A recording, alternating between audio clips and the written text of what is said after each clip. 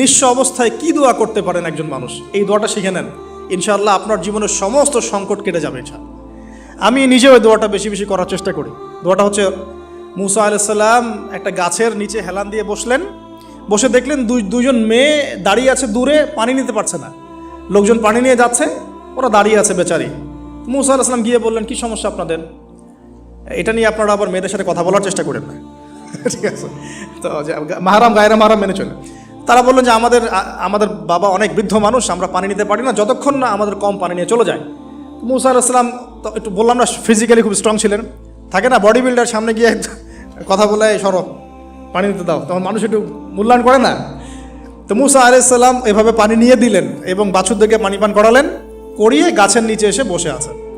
বসে বসে তিনি দোয়া করছেন, এই যে দোয়াটা তিনি দোয়া করছেন, রব্বি, একটা নেক কাজ করলেন না, মানুষের উপকার করলেন, নেক কাজ করে এসে গাছের নিচে বসে দোয়া করছেন, আল্লাহ এখানে তো আমার খাবার পানি বাসস্থান কিছুই নাই, আমি কি করব?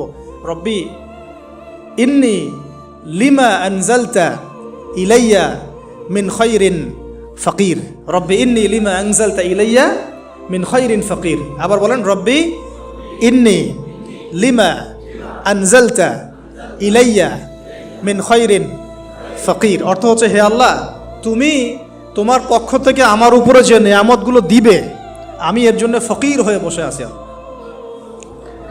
অর্থ বুঝে পড়বেন ভাই, নামাজ রোজা হজ জাকাত যাই করেন আল্লাহর ওয়াস্তে অর্থ বুঝে পড়বেন।